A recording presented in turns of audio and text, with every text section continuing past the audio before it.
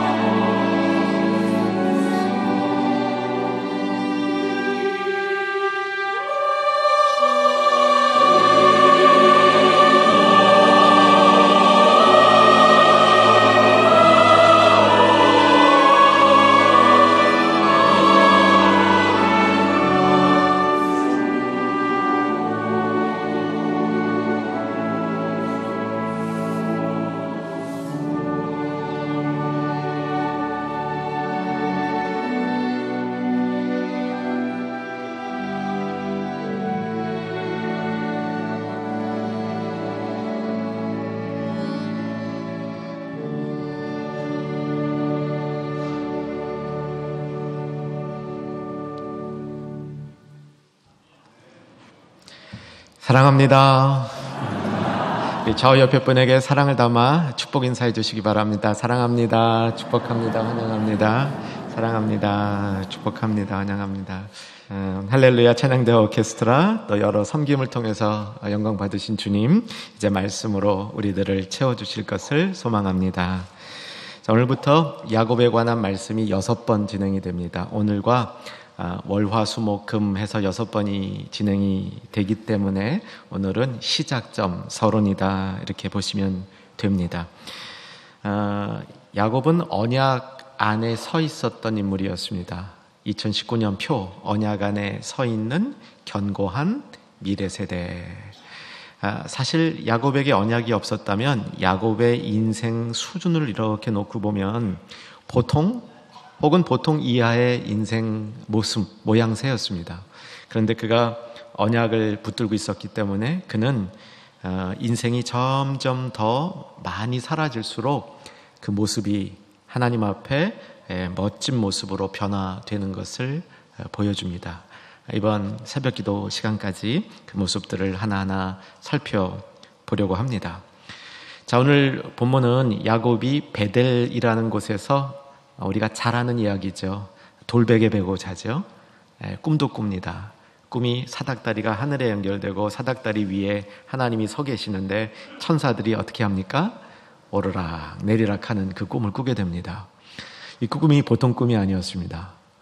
이 꿈을 꾼 후에 하나님은 야곱에게 직접적으로 내가 너의 하나님이다 하고 언약을 맺어주는 겁니다. 이 언약이 야곱의 인생을 붙들고 야곱은 그 인생을 그 언약을 붙들고 그 험난한 인생길을 걸어가게 됩니다. 자, 오늘이 있기 전까지 야곱의 이야기는 성경에 더 많이 기록이 되어 있습니다. 여러분 신년을 맞이하면서 특별 새벽 기도 기간에 아울러서 창세기를 한번 쭉 정독해 나간다면 우리에게 더 은혜가 있으리라 생각해 봅니다. 야곱 할아버지가 아브라함입니다. 야곱의 아버지는 이삭이죠. 그런데 할아버지도 그렇고 아버지도 그렇고 공통적 특징이 있었는데 이 손을 보는 게 힘들었습니다. 아브라함은 아주 뒤늦게 아들 하나 낳았고요. 이삭도 자식 낳는 게 쉽지 않았습니다. 그러다가 이 자식을 낳게 됐는데 남자 쌍둥이를 낳는 겁니다. 그래서 야곱은 쌍둥이 동생이고 쌍둥이 형이 있었죠. 이름이 에서였습니다. 성경은 에서와 야곱이 너무나 다른 모습을 보여주는 걸 보니까 아마도 의학적으로는 이란성 쌍둥이가 아니었을까 이렇게 생각이 드는데 에서는 굉장히 남성적이었던 것 같아요. 사냥하는 걸 좋아하고 몸에 털도 많았다 이렇게 돼 있고 반면에 야곱은 집에서 있는 것을 굉장히 즐겼다 이렇게 기록이 되고 있습니다. 어머니 리브가는 두 아들 중에 동생 야곱을 편애했습니다. 이유가 성경에 있기는 합니다. 어쨌든 야곱은 어머니의 도움을 얻어서 형이 갖기로 되어 있는 장자권과 축복권을 몽땅 가로챕니다. 제도죠, 좋죠? 그만큼 욕심도 있었던 것 같아요. 어떻게 보니까 정말 수준 이하 사람인 것 같습니다. 그런데 이 일로 인해서 야곱은 대가를 지불해야 됩니다. 형에게서 소리가 들리는데 그 소리의 내용이 성경에 기록되어 있습니다. 이렇게 되어 있습니다. 에서가 야곱을 미워하여 심중에 이르기를 아버지 곡할 때가 가까웠은즉 아버지가 나이가 많으니까 아버지가 돌아가시기만 하면 내가 내 아우 야곱을 죽이리라 하였더라. 이 말이 들리니까 야곱이 도망갈 수밖에 없었습니다. 야곱은 형이 죽이려 하는 생각을 갖고 있다는 얘기를 듣고 도주하는 중에 오늘 본문에 있는 일을 경험하게 되는 겁니다. 그러니까 오늘 이 경험은 야곱의 인생 중에 가장 열악한 상태, 최악으로 떨어졌을 때 그가 하나님의 은혜의 손길을 맞이하는 그런 시간으로 소개될 수 있는 것이죠. 우리는 이런 은혜를 벼랑 끝에서 만난 하나님의 은혜라 이렇게 표현합니다. 벼랑 끝에서 우리가 하나님을 자주 만납니다. 여러분 인생에 그런 경험 있으신가요? 벼랑 끝에서 만난 하나님. 어쩌면 우리 중에 일부는 지금이 그때일 수도 있습니다. 지금이 바로 그 벼랑 끝에 있는 교우님들도 있을 수 있습니다. 하나님은 벼랑 끝에서 사람을 잘 맞이해 줍니다. 그렇다고 이게 하나님의 습관은 아닙니다. 하나님이 우리를 벼랑 끝으로 몰아놓고 거기서 우리를 이렇게 붙잡아 주시는 것이 아니고 하나님은 늘 우리가 가까이 할 수 있는 거리 안에 계셨지만 우리가 그걸 이해 못한 거죠. 우리가 그것을 사용하지 못한 겁니다. 그래서 우리는 우리 마음대로 살다가 벼랑 끝에 몰려서야 그때야 비로소 하나님이 함께 계시고 옆에 계시고 우리를 위하여 손을 내밀다는 사실을 알고 그것을 붙드는 그런 자리에 서게 되는 것이죠. 그래서 우리가 하나님을 만난 그 상황이 벼랑 끝과 같은 때가 많은 것일 뿐이시지 하나님이 벼랑 끝으로 우리를 몰아가는 분은 아닙니다. 어쨌건 벼랑 끝이건 어느 상황에 있었던 하나님을 만나는 건 축복입니다. 그 하나님이 우리의 손을 붙잡아 주시고 우리와 함께 하시고 하나님의 언약을 새롭게 해주신 것을 경험하는 것은 축복입니다. 야곱은 돌베개 베고 자면서 숙면을 취할 수 있었습니다. 여러분, 이건 특별한 일입니다. 당시에 야곱과 같이 여행을 하는 사람들에게 있어서 그 여행의 여정 속에 여행의 여정이라는 것은 대단히 위험한 일이었습니다. 강도를 만날 수 있고요. 뭐 길에 줄 안내자가 있는 것도 아니고 특별히 밤에 노숙하다 보면 동물이 와서 그냥 한 번에 끝낼 수 있습니다.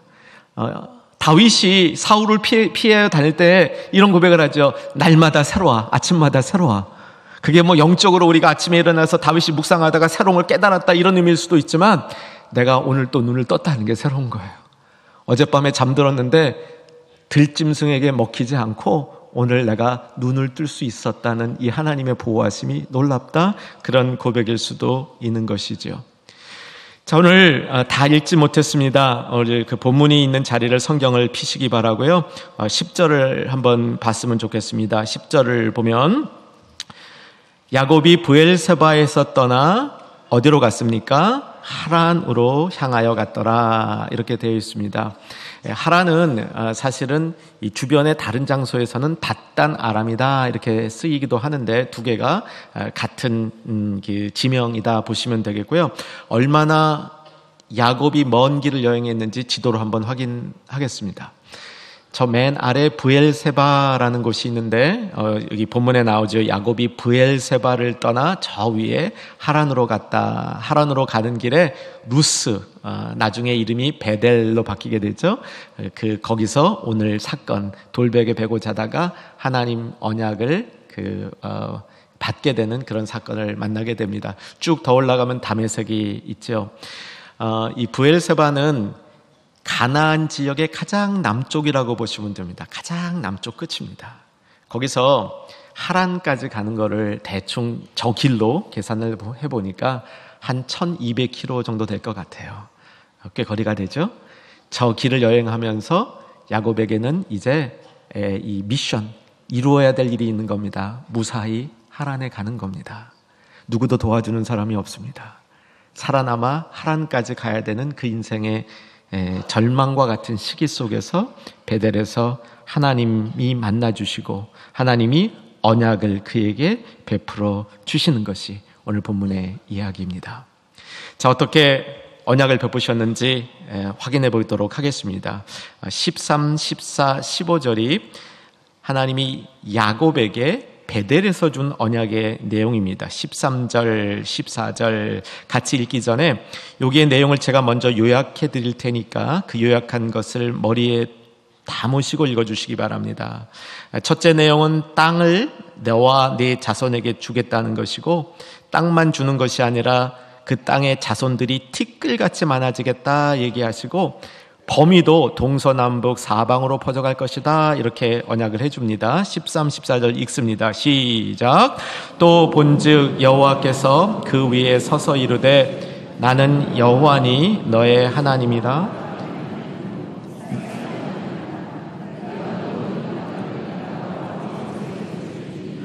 내 자손이 땅의 티끌같이 되어 내게 서쪽과 동쪽과 북쪽과 남쪽으로 퍼져나갈지며 땅의 모든 족속이 너와 내 자손으로 말미암아 복을 받으리라. 여러분, 이 얘기를 쭉 읽으시면서 하나님이 누구에게 준 거 여기서 지금 반복하고 있다라는 생각이 드시죠? 누구죠? 아브라함에게 준 거죠. 한번 성경을 펴보겠는데 자막으로 봤으면 좋겠습니다. 창세기 13장 14절 하에서 16절 사이에 아브라함에게 준 약속이 얼마나 동일한 것인가 읽으면서 확인하겠습니다. 읽겠습니다. 너 있는 곳에서 북쪽과 남쪽 그리고 동쪽과 서쪽을 바라보라. 보이는 땅을 내가 너와 내 자손에게 주리니 영원히 이르리라. 내가 내 자손이 땅의 티끌 같게 하리니 사람이 땅의 티끌을 능히 셀 수 있을진데 내 자손도 세리라. 동일하죠. 그런데 하나가 빠졌습니다. 야곱에게 준 14절의 내용 끝에 뭐가 있냐면 내가 복의 근원이 되리라는 겁니다. 모든 족속이 너와 네 자손으로 말미암아 복을 받으리라. 근데 이것도 아브라함에게 주신 거 아니에요? 그렇죠? 사실 아브라함에게 준 약속의 핵심이 너와 네 자손을 통해서 천하 만민이 복을 받으리라, 그 약속이었거든요. 13장이 아니라 12장에 있었습니다. 다시 한번 봅니다. 자막으로 창세기 12장 2절 말씀 읽습니다. 내가 너로 큰 민족을 이루고 내게 복을 주어 내 이름을 창대하게 하리니 너는 복이 될지라. 다소 긴 성경 말씀을 우리가 살펴보았지만 이 결론으로 꼭 이해해두고 있어야 될 게 뭐냐면, 야곱에게 베델에서 나타나서 하나님이 약속하신 언약은 처음 야곱에게 준 게 아니라는 겁니다. 그의 할아버지 아브라함에게 주기로 한 그 약속이 똑같이 갱신되고 있다는 사실입니다. 이 점이 무척 중요한 겁니다. 아브라함에게 준 약속은 이삭에게 넘어가서 이삭이 대를 물려받고 그 이삭이 야곱에게 넘겨주게 되는 겁니다. 그래서 야곱이 받은 약속은 아브라함을 생각나게 하는 약속이었다는 사실입니다. 여기서 하나가 더 추가되고 있습니다. 15절을 보시면 언약이 더 압축적으로 나타나고 있는데 이 말씀만 붙들고 있어도 참 은혜가 됩니다. 15절 말씀 다 같이 읽겠습니다. 내가 너와 함께 있어 내가 어디로 가든지 너를 지키며 너를 이끌어 이 땅으로 돌아오게 할지라. 내가 내게 허락한 것을 다 이루기까지 너를 떠나지 아니하리라 하신지라. 이게 야곱에게 하나님이 압축형으로 주신 언약입니다. 우리는 1월 1일 신년 예배를 통해서 하나님의 언약에 관하여 살펴보면서 언약이 하나님과 우리 사이에 맺어지는 일종의 계약인데 하나님도 우리에게 해줄 것을 약속하고 대신에 우리가 하나님에게 할 것이 있다고 말씀드렸습니다. 하나님이 우리에게 해주실 것을 세 가지로 요약했는데 그 중에 가장 중요한 게 뭐였냐면 보호의 약속이었습니다. 보호해 주신다는 얘기입니다. 뭐라고 어떻게 보호해 주신다고 약속하시냐면 15절에 내가 너와 함께 있어 어디로 가든지 너를 지키며 반드시 너의 집으로 돌아오게 만들고 그때까지 너와 함께 해주시겠다고, 너를 떠나지 않겠다고 약속해 주는 겁니다. 하나님이 인생을 보호해 주시겠다는 약속을 여기서 주시는 겁니다. 사랑하는 여러분, 오늘 저와 여러분은 첫 주일 예배를 드리면서 야곱의 언약이 내 언약이 되기를 소망하고 있는 겁니다. 이 언약을 붙드시기를 주의 이름으로 축원합니다. 사실요, 이 언약만 붙들면 인생에 뭐가 걱정입니까?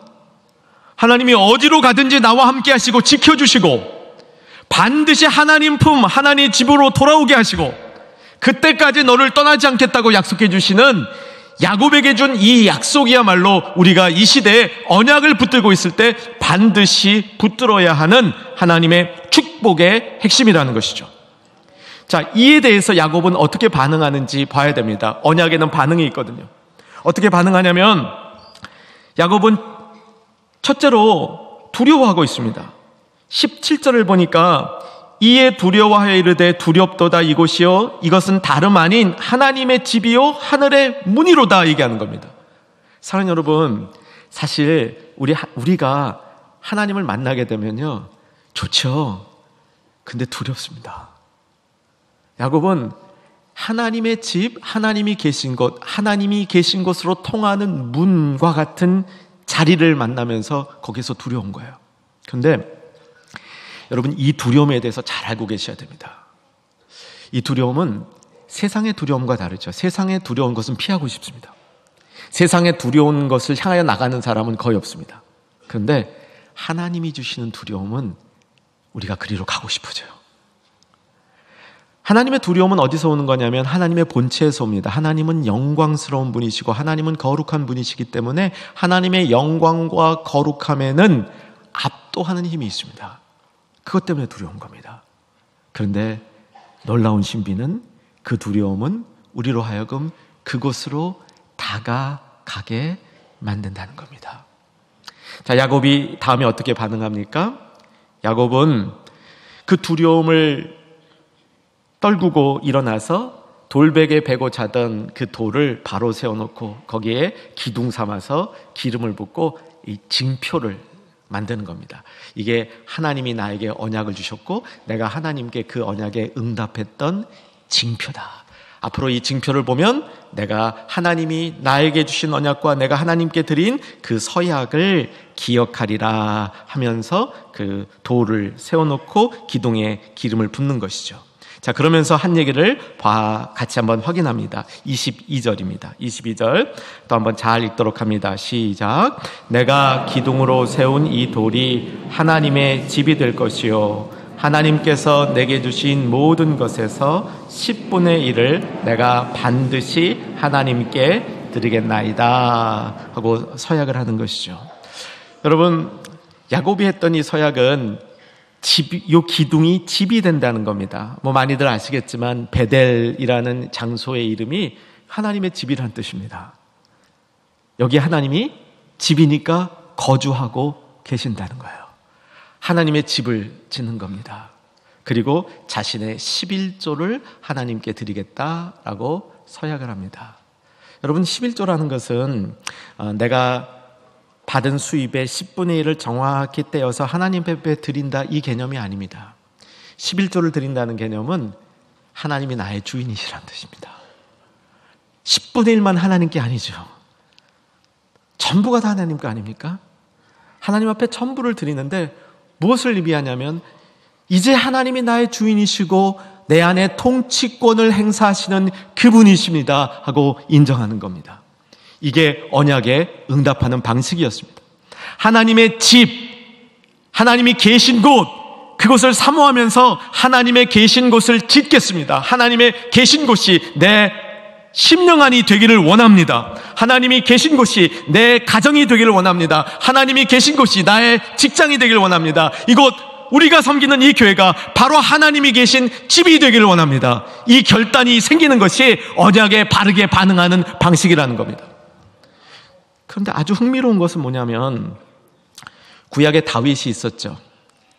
다윗 그러면 무슨 생각이 납니까?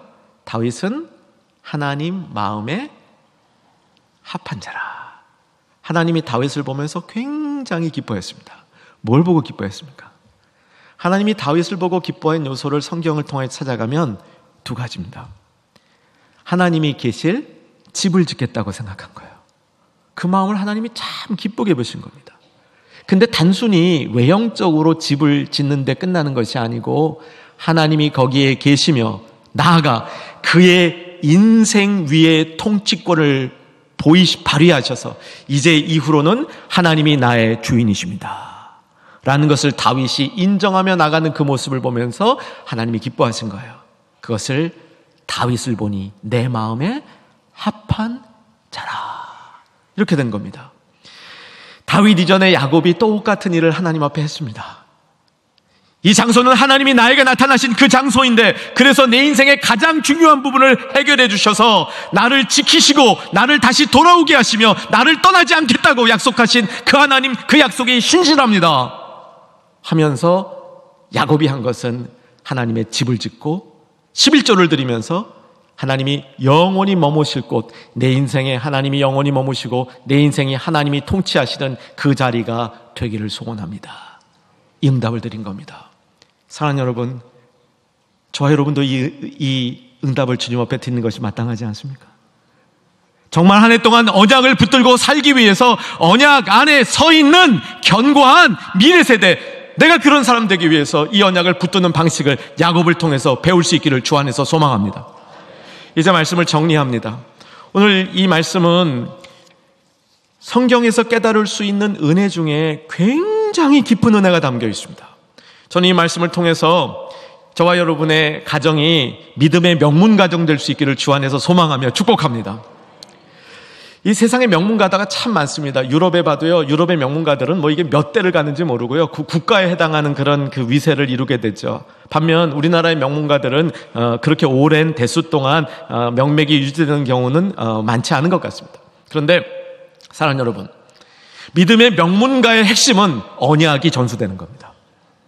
아브라함에게 주었던 언약이 이삭에게 갔고, 이삭에 주었던 언약이 야곱에 가는 거예요. 그런데 오늘 일어나는 이 놀라운 역사를 조금도 놓치지 않기를 소망합니다. 무엇이냐면, 아브라함에게 하나님이 나타나서 약속을 해주었습니다. 이삭에 넘어갔어요. 이삭이 야곱이 자기 집을 떠나서 외삼촌 집으로 1200km를 도망하듯이 떠나야 되는 그 전날 밤에 창세기 28장 3절과 4절에 보면 무슨 얘기를 하냐면, 너의 조상 아브라함에게 준 그 약속과 축복이 이제 너에게 임할 것이다 하고 이삭이 야곱을 축복하는 겁니다. 근데 야곱이 오늘 베델에서 하나님이 나타나서 그동안 부모님을 통해서 들었던 축복권, 부모님이 축복받음으로 받았던 영향받던 상태에서 이제는 나 자신에게, 자기 자신에게 직접 야곱이 언약의 당사자가 되어서 아브라함에게 준 축복과 똑같은 축복을 주는 겁니다. 여러분 중에 모태신앙으로 태어나신 분 계십니까? 어려서 예수를 믿고 다니신 분 계셔요? 그런데 아직 예수님을 나의 구주와 주님으로 못 만나셨습니까? 여러분, 베델이 필요합니다. 영양권 안에 있는 것과 하나님이 나에게 언약을 주신 건 다른 겁니다. 제 경우에 저희 어머니가 제가 고등학교 졸업할 무렵에 예수님을 된통 만나셨어요. 정말 된통 만나셨습니다. 그 변화가 눈에 보여요. 얼마나 놀라운 변화가 보이는지 몰라요. 자식들이 볼 때 저건 진짜다고 느껴져요. 어머니 속에 일어났던 수많은 일들을 우리는 같이 경험했습니다. 어머님은 신앙의 증인이셨습니다. 그런데 그 하나님이 저를 만나주시니까 그전에는 어머니 안에 있던 신앙이었던 거예요. 내 신앙이 아닌 겁니다. 여기에 우리가 믿는 믿음의 놀라운 신비가 있습니다. 보통의 생각들은 전수되면요, 처음 가진 사람의 생각이 제일 확실한 겁니다. 대를 물릴수록 약해져요. 근데 신앙은 안 그래요. 신앙은 할아버지가 믿는 믿음을 아들에게 전해주고 아들이 믿은 믿음을 손주에게 전해줬는데, 손주가 딱 깨달아 보니까 할아버지에게 준 그 하나님의 약속이 손주에게 그대로 떨어지는 거예요. 그러면 신앙이 더 강해지는 겁니다. 할아버지도 증인이고 아버지도 증인이고 그 손주는 그 약속을 붙들고 있는 겁니다.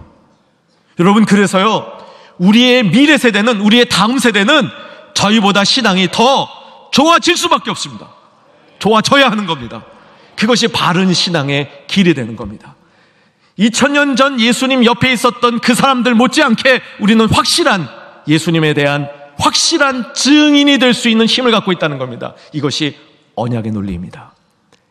여러분, 야곱은 베델에서 아브라함의 하나님을 만났는데 그 시간 이후는 아브라함의 하나님이 아니라 나의 하나님이 되는 겁니다. 이런 역사가 우리 추경교회 안에 일어나기를 주 안에서 소망합니다. 이제 찬송가 228장 1절과 4절을 찬양하심으로 성찬 예식 거행하겠습니다.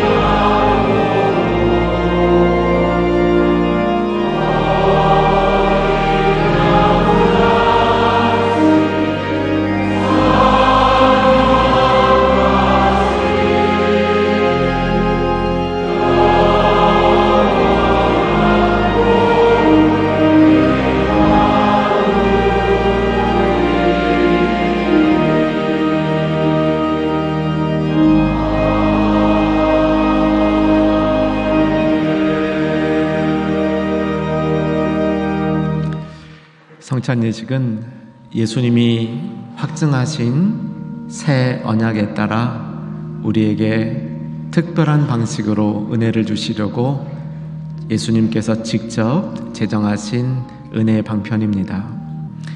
성찬을 준비하는 가장 중요한 부분은 우리 주님이 거룩하시기 때문에 우리도 거룩해져야 우리 주님과 연합할 수 있습니다.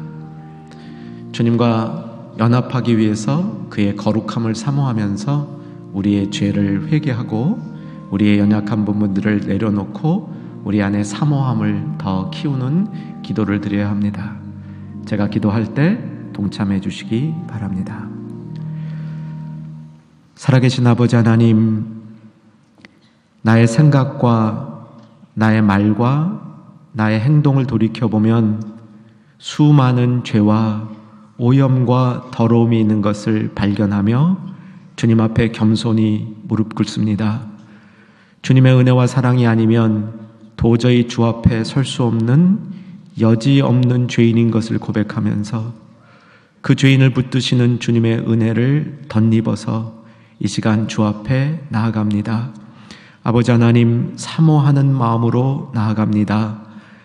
야곱이 돌베개 메고 자다가 기름 붓고 서원한 것처럼 주님이 내 안에 계시기를 소원하며 나를 통치하시기를 소원합니다. 주님 정결케 하시고 주의 뜻을 이루어 주시옵소서. 예수님 이름으로 기도하옵나이다. 아멘. 이제 떡을 나누겠습니다. 떡을 나누면서 254장 찬양합니다.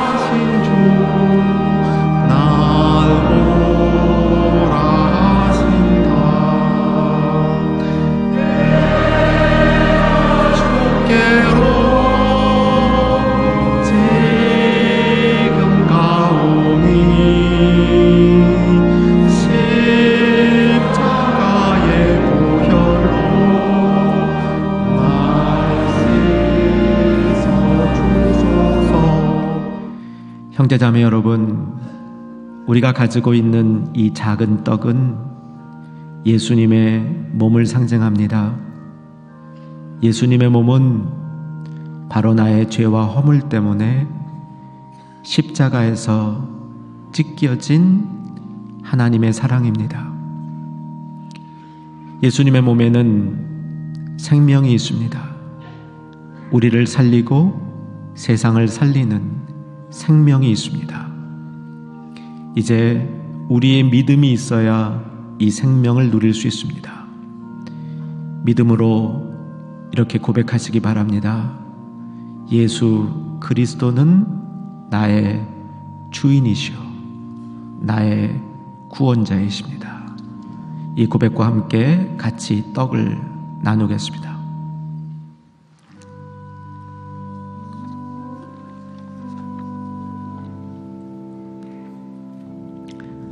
내가 너에게 전한 것은 주께 받은 것이니 곧 주 예수께서 잡히시던 밤에 떡을 가지사 축사하시고 떼어 이르시되 이것은 너희를 위하는 내 몸이니 이것을 행하여 나를 기념하라 하시고 식후에 또한 그와 같이 잔을 가지시고 이르시되 이 잔은 내 피로 세운 새 언약이니 이것을 행하여 마실 때마다 나를 기념하라 하셨으니 너희가 이 떡을 먹으며 이 잔을 마실 때마다 주의 죽으심을 그가 오실 때까지 전하는 것이니라. 이제 잔을 나누겠습니다. 찬송가 216장 같이 합니다.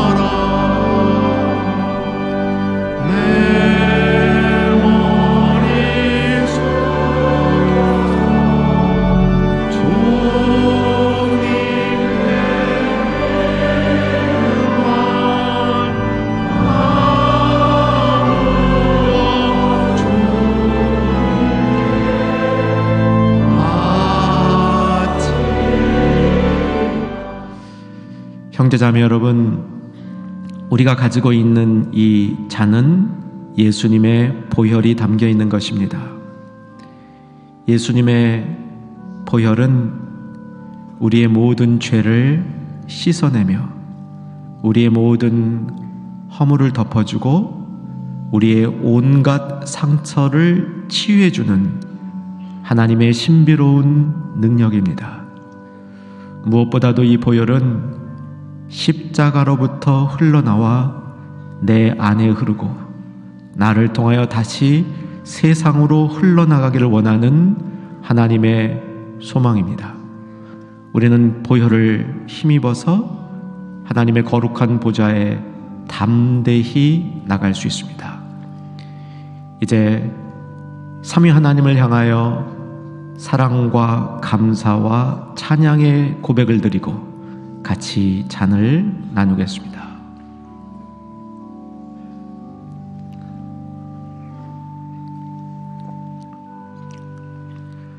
살아계신 아버지 하나님, 성령께서 함께해 주셔서 주님을 구주와 주로 고백하기를 소원하여서 손을 들었던 주의 백성들을 기억하시고 그 손을 주님의 능력의 오른손으로 붙잡아 주셔서 일생 동안 동행해 주시기를 간절히 소원합니다. 그 일을 이루어 주시옵소서. 이제 또 손을 들고 2019년 한 해 동안 언약 위에 서 있는 견고한 세대로 세움받기를 소원한 주의 사람들을 기억해 주시고 주님 동행해 주시고 지켜주시고 돌아오게 하시고 붙들어 주셔서 주 안에 온전히 거하는 한 해가 될 수 있도록 역사하여 주시옵소서. 생명 되신 구주 예수 그리스도의 이름으로 기도 올리옵나이다. 아멘. 이제 다 같이 일어서셔서 635장 찬양합니다.